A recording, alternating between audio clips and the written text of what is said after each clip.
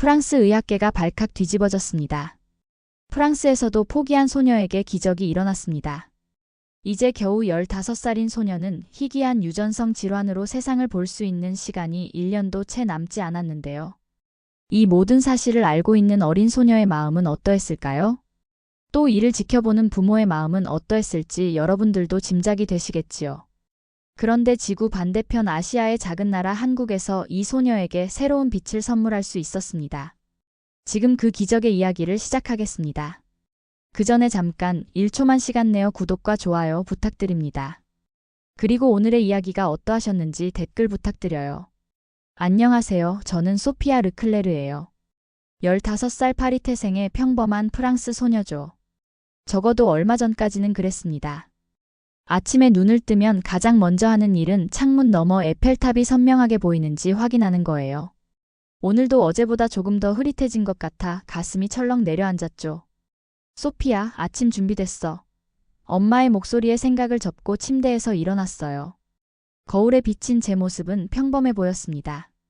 금발 머리카락, 파란 눈, 누가 봐도 건강해 보이는 10대 소녀. 하지만 그 누구도 제가 조금씩 세상을 잃어가고 있다는 사실을 알지 못하죠. 부엌에서 엄마와 아빠는 평소처럼 온화한 미소로 저를 맞이했어요. 두 분 다 제 상태를 알고 계시지만 제가 불안해할까봐 일부러 아무렇지 않은 척 하시는 것 같았습니다. 의사 선생님은 이미 제 진단을 내리셨어요. 희귀한 유전성 망막 질환으로 치료 방법이 없다고요. 시간이 지날수록 시력은 계속 나빠질 거고 1년 안에 완전히 시력을 잃게 된다고 합니다. 학교 가기 전에 중요한 얘기가 있어. 아빠가 심각한 표정으로 말씀하셨어요. 엄마와 아빠는 서로 눈빛을 교환하더니 엄마가 조심스럽게 말을 꺼내셨습니다. 소피아, 마르셀 박사님이 새로운 치료법을 찾으셨어. 한국의 세브란스 병원에서 내 상태와 비슷한 환자들에게 시도하고 있는 실험적인 치료법이래. 한국이요? 놀라서 물었어요. 왜 하필 한국인데요? 미국이나 독일 같은 곳은 안 되나요? 아빠가 고개를 저으셨어요. 현재로선 그곳이 유일한 가능성이란다. 김 교수라는 분이 내 의료 기록을 검토하시고 치료 대상자로 수락해 주셨어. 순간 화가 치밀었어요. 전 한국 같은 곳에 가기 싫어요. 프랑스에서도 치료받을 수 있는 방법이 있을 거예요. 파리를 떠나고 싶지 않아요. 엄마가 슬픈 눈으로 저를 바라보셨어요. 소피아, 우리도 파리를 떠나고 싶지 않아. 하지만 내 시력을 살릴 가능성이 있다면? 방으로 뛰어들어가 문을 쾅 닫았어요. 침대에 엎드려 울었습니다. 한국이라니요. 저는 한국에 대해 거의 아는 게 없었어요. 그저 아시아 어딘가에 있는 K-팝과 김치로 유명한 나라라는 것밖에. 친구들과 학교를 떠나 낯선 나라에서 실험적인 치료를 받는다니 생각만 해도 끔찍했어요. 다음 날 학교에서 친구 줄리에게 한국행 이야기를 했어요. 줄리는 제 말을 듣더니 갑자기 눈이 반짝였어요. 한국? 정말? 난 한국 드라마랑 K-팝을 너무 좋아하는데. 완전 부러워. 짜증이 났어요. 뭐가 부럽다는 거야? 한국은 그냥 너무 멀고 이상한 곳 아냐? 이상하다니 무슨 소리야? 한국은 초현대적이고 아름다운 나라라고. 줄리가 반박했어요. 내가 좋아하는 드라마를 몇 개 추천해 줄게. 넷플릭스에서 볼 수 있어. 완전 인기야. 한번 봐봐. 집에 돌아와서도 기분이 나아지지 않았어요. 부모님은 이미 한국행 비행기표를 예약하셨대요. 한 달 후면 떠나야 합니다. 그것도 최소 6개월은 머물러야 한다고요. 제 인생이 완전히 망가지는 것 같았어요. 저녁 식사 후 줄리가 추천해준 드라마를 억지로 틀어봤어요. 그런데 의외로 이야기가 재미있었어요. 하지만 여전히 마음 한구석에는 불만이 가득했습니다. 화면 속 서울은 아름다웠지만 그건 그냥 드라마일 뿐이라고 생각했어요. 실제는 분명 다를 거라고요. 다음 날 마르셀 박사님을 만나러 병원에 갔어요. 박사님은 제 상태에 대해 다시 한번 설명해 주셨습니다. 소피아, 솔직히 말하겠습니다. 프랑스에서는 당신의 상태를 치료할 방법이 없어요. 김 교수님이 개발 중인 줄기세포 치료법이 현재로선 유일한 희망입니다. 그런데 왜 하필 한국인가요? 미국이나 영국은요? 답답한 마음에 물었어요. 박사님은 차분하게 대답하셨어요. 이 분야에선 한국이 선두에 있습니다. 특히 김 교수님의 연구팀은 망막 재생 분야에서 세계적으로 인정받고 있죠. 소피아, 선입견을 버리고 열린 마음으로 기회를 잡으세요. 집으로 돌아오는 길, 차창 밖으로 파리의 풍경을 바라봤어요. 샹젤리제 거리, 에펠탑, 센강. 내가 사랑하는 모든 것들을 떠나야 한다니. 눈물이 왈칵 쏟아졌습니다. 그날 밤 화가 나서 줄리가 추천해 주었던 다른 한국 드라마를 보았어요. 정작 내가 가게 될 한국이 어떤 곳인지 알아보고 싶었거든요. 그런데 계속 보다 보니 조금씩 흥미가 생겼어요. 특히 드라마 속 풍경들이 눈길을 끌었죠. 하지만 여전히 마음 한구석에는 불안함과 반감이 자리 잡고 있었습니다. 한국으로 떠나기 전날 밤 제 방에서 마지막으로 짐을 정리했어요. 창밖으로 파리의 밤하늘을 바라보며 눈물을 참기 어려웠습니다. 친구들과의 작별 인사도 힘들었어요. 모두 저를 위해 작은 파티를 열어주었지만 그들의 얼굴이 점점 흐릿해지는 게 느껴져 더 슬펐어요. 소피아, 들어가도 될까? 아빠가 문을 두드리셨어요. 고개를 끄덕였어요. 아빠는 작은 선물 상자를 건네주셨습니다. 열어봐. 안에는 작은 폴라로이드 카메라가 들어있었어요. 네가 한국에서 보는 모든 것을 담아둘 수 있을 거야. 그리고 시력이 좋아지면 그 사진들을 보며 내 여정을 기억할 수 있겠지. 그 말에 눈물이 왈칵 쏟아졌어요.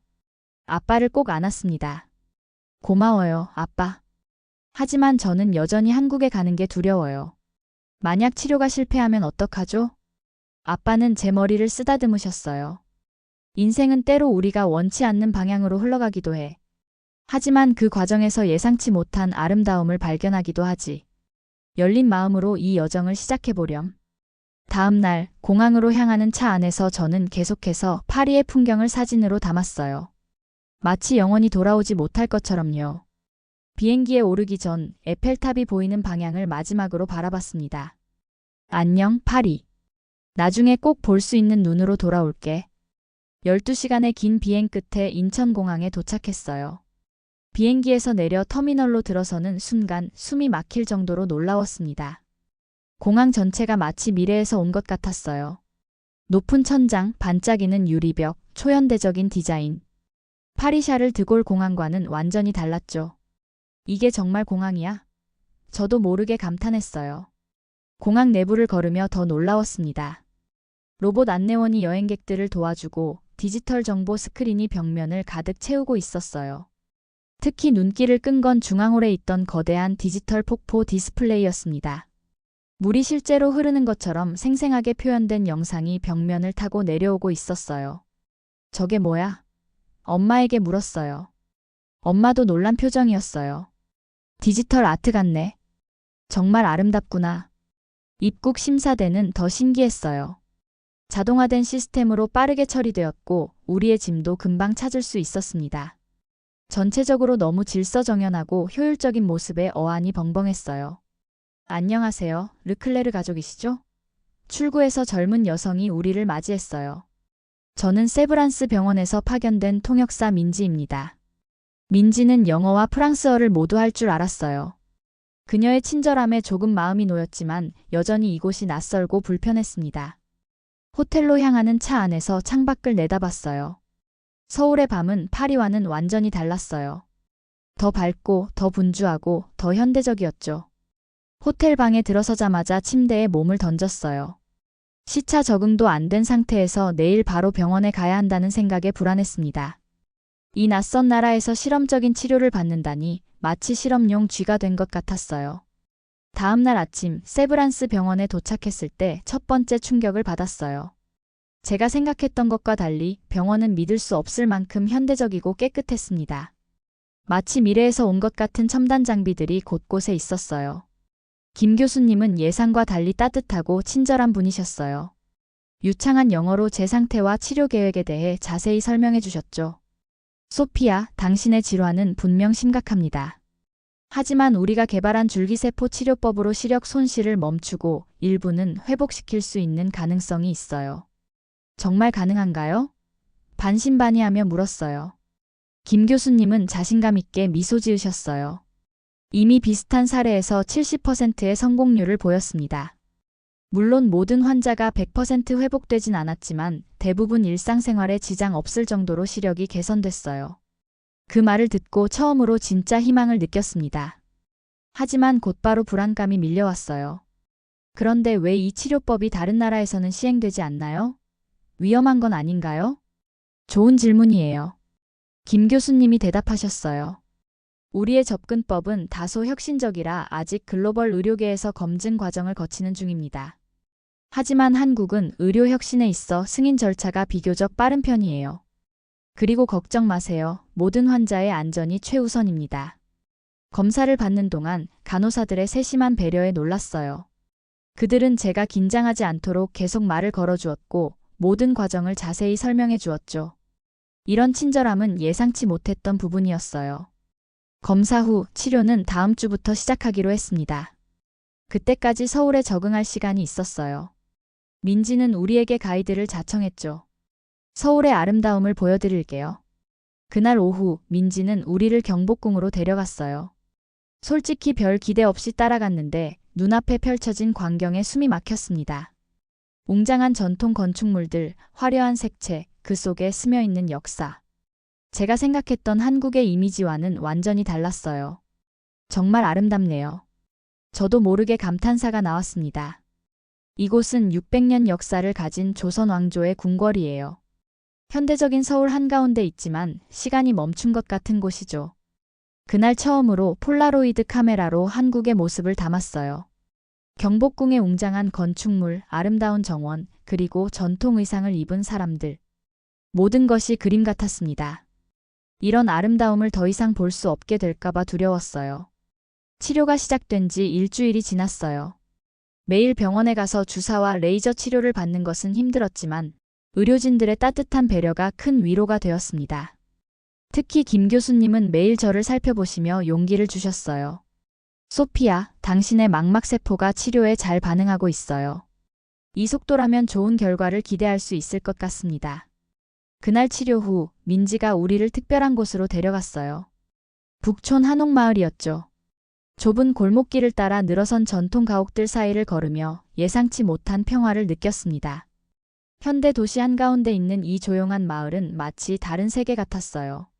이 집들은 실제로 사람들이 살고 있나요? 호기심에 물었어요. 네, 대부분은 실제 거주 공간이에요. 일부는 카페나 작은 박물관으로 운영되고 있죠. 민지가 설명했어요. 저기 보이는 집으로 가볼까요? 제 친구가 운영하는 전통 찻집이에요. 작은 한옥 찻집에 들어서자 고요한 분위기와 은은한 차 향기가 우리를 맞이했어요. 민지의 친구인 주인 여성이 따뜻하게 우리를 맞이해 주었죠.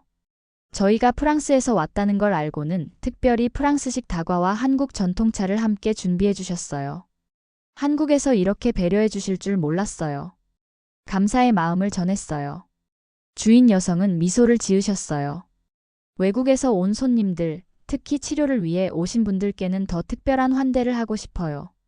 소피아가 한국에서 좋은 추억을 만들길 바래요. 그날 밤 호텔 방에서 오늘 찍은 사진들을 보며 생각했어요.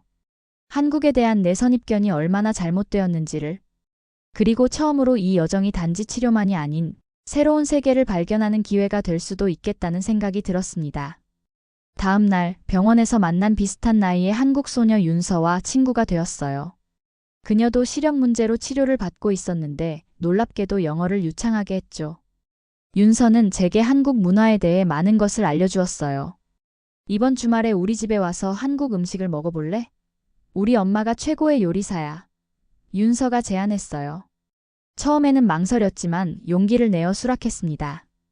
윤서의 집은 서울 외곽의 아파트였어요. 그녀의 가족은 믿을 수 없을 만큼 따뜻하게 저를 맞이해 주셨죠. 특히 윤서의 할머니는 저를 위해 특별히 프랑스 영화를 보셨다며 프랑스에 대해 이것저것 물어보셨어요. 식탁에는 다양한 한국 음식들이 가득했습니다. 처음 보는 음식들이 많아 긴장했지만 하나씩 맛보기 시작했어요.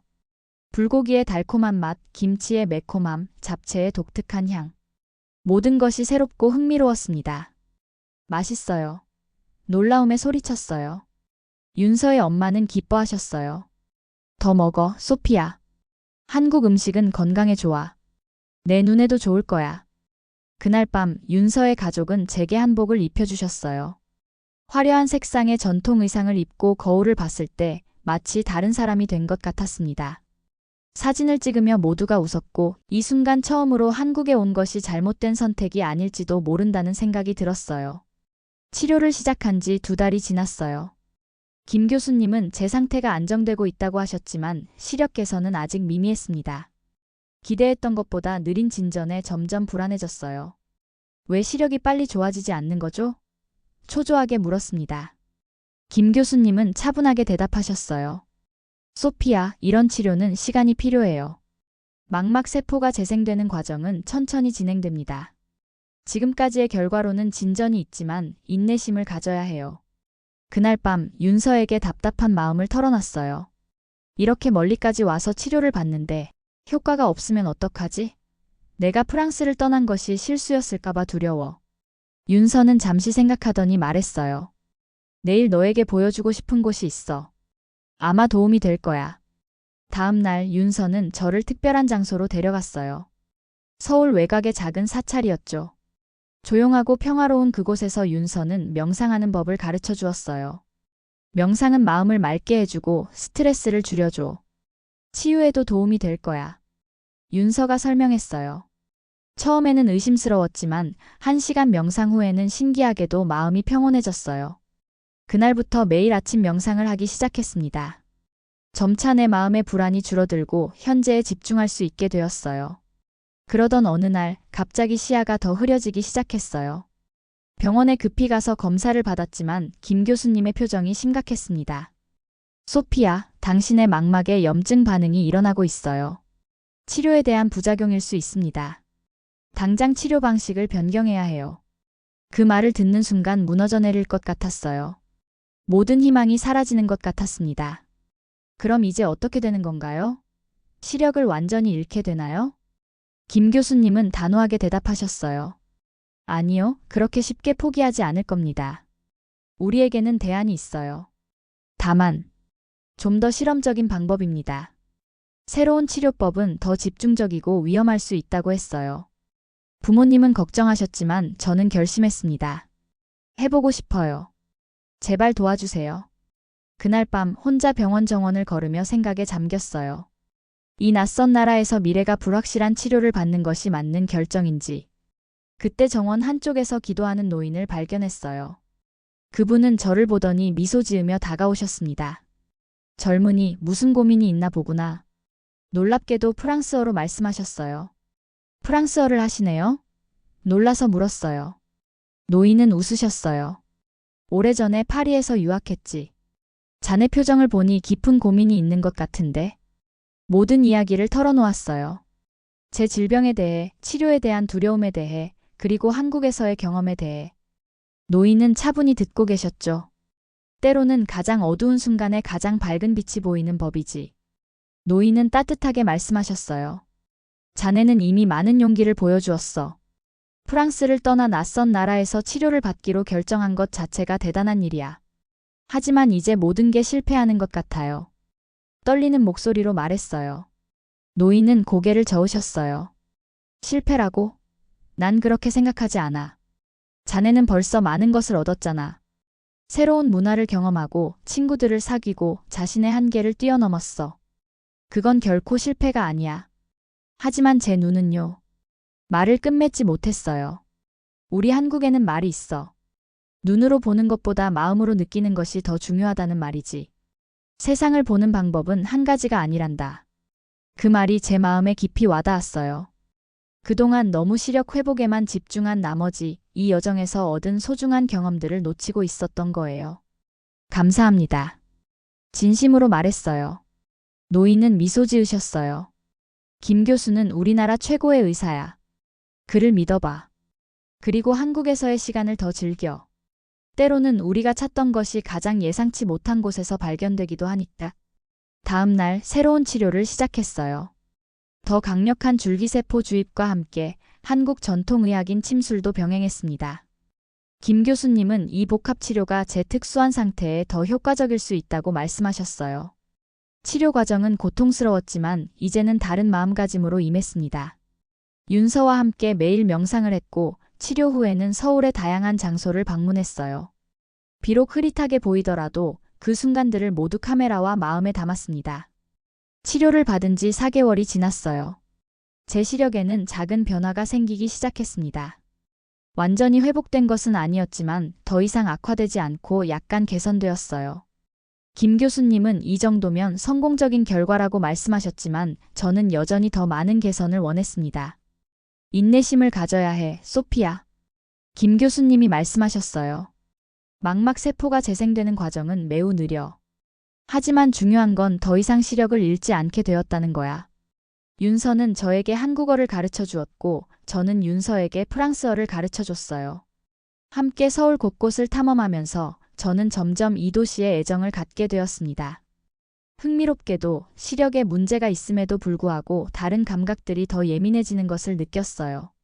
소리, 냄새, 맛, 촉감. 모든 것이 더 생생하게 다가왔습니다.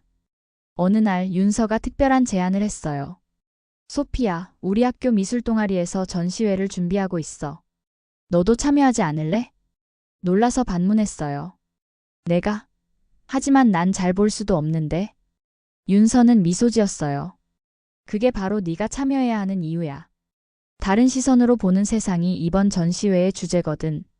네가 경험한 한국, 네가 느낀 감정들을 그림으로 표현하면 어떨까? 망설였지만 용기를 내어 도전하기로 했어요. 윤서의 아버지는 화가셨는데 저에게 특별한 기법을 가르쳐 주셨습니다.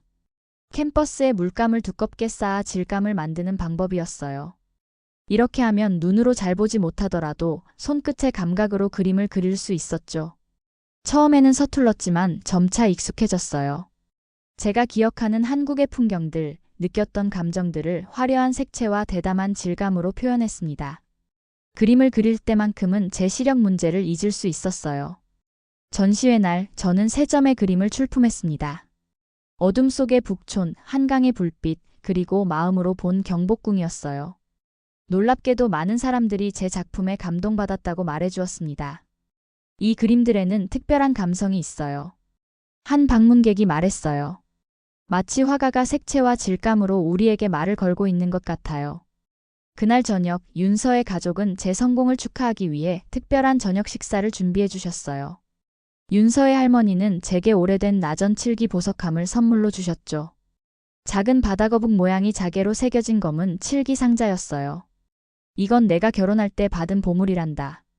할머니가 상자를 열어 보여주셨어요. 안에는 오래된 비녀와 함께 작은 메모가 있었습니다. 이 비녀는 눈병을 앓던 조선시대 공주가 쓰던 것이라고 전해지는 물건이야. 그 공주는 병이 나아 다시 세상을 볼 수 있게 되었대. 너에게도 같은 행운이 있기를 바라며 주는 선물이란다. 그 순간 감동의 눈물이 흘렀어요. 할머니의 선물에는 단순한 물건 이상의 의미가 담겨 있었습니다. 그것은 한국인들의 따뜻한 마음, 저를 향한 진심 어린 응원이었어요. 정말 감사합니다. 한국어로 조심스럽게 말했어요. 제가 정말 소중히 간직할게요. 할머니는 웃으며 제 손을 잡으셨어요. 넌 이미 많은 것을 극복했단다. 내 마음의 눈은 이미 세상의 아름다움을 보고 있어. 다음 날 김 교수님은 저에게 중요한 소식을 전해주셨어요. 소피아, 치료가 안정기에 접어들었어. 이제 프랑스로 돌아가도 괜찮을 것 같아. 물론 정기적인 검진은 필요하지만 이젠 원격으로도 가능해. 그 말을 듣자 복잡한 감정이 밀려왔어요. 프랑스로 돌아가고 싶었지만 동시에 한국을 떠나는 것이 아쉬웠습니다. 이곳에서 만난 사람들, 경험한 문화, 배운 교훈들. 모든 것이 제 일부가 된 것 같았어요. 프랑스로 돌아가기 전날 밤 윤서의 가족은 특별한 송별 파티를 열어주셨어요. 김 교수님은 자랑스러운 표정으로 제게 다가오셨죠. 소피아, 이건 당신을 위해 특별히 개발한 안경이에요. 김 교수님이 정교한 디자인의 안경을 건네주셨어요. 한국의 최첨단 기술과 전통 한약재 성분을 결합한 특수 렌즈예요. 세계 어디에도 없는 기술이죠. 안경을 쓰는 순간 눈앞이 밝아졌어요. 흐릿했던 세상이 선명하게 보였죠. 이게 정말 한국에서만 가능한 건가요? 김 교수님은 미소 지으셨어요. 우리 연구팀은 불가능을 받아들이지 않아요. 다른 나라들이 포기한 연구를 우리는 계속했고 결국 성공했죠. 이제 이 기술로 전 세계 시각장애인들에게 희망을 줄 수 있을 거예요. 윤서가 아름다운 자수가 놓인 전통 부채를 선물하며 속삭였어요. 한국의 정신을 잊지 마. 끈기, 정, 그리고 창의력. 이런 가치들이 우리를 특별하게 만들어. 놀랍게도 윤서는 프랑스 교환학생으로 선발되었다는 기쁜 소식도 전했어요. 내년에 파리에서 만나자. 그때는 내가 프랑스에 대해 배울 차례야. 비행기 창가에서 작아지는 한국 땅을 바라보며 눈물이 흘렀어요. 6개월 전 한국에 왔을 때의 제 모습이 떠올랐죠. 서구 중심적 사고로 가득 찬 오만한 소녀였던 저는 이제 세계의 다양성을 이해하고 존중하는 사람으로 변했어요. 파리로 돌아온 후 모두가 제 변화에 놀랐어요. 소피아, 너 정말 달라 보여. 그 안경은 어디서 구한 거야? 한국에서요. 자랑스럽게 대답했어요. 세계 최고 의료기술을 가진 나라죠. 그해 겨울 제 전시회 오프닝에 김 교수님이 나타났어요. 놀랍게도 그분은 세계보건기구 후에서 주최한 국제의학 컨퍼런스의 기조연설자로 초청받아 파리에 오신 거였죠. 소피아, 당신의 사례가 전 세계 의학계를 뒤흔들고 있어요. 김 교수님이 자랑스럽게 말씀하셨어요. 이제 우리 기술이 유럽, 미국에서도 인정받고 있죠. 당신은 한국 의학의 혁신을 세계에 알린 첫 사례가 되었어요. 집에 돌아와 윤서 할머니가 주신 나전 7기 보석함을 열어보았어요. 그 안에 담긴 전통 비녀가 달빛에 반짝였죠.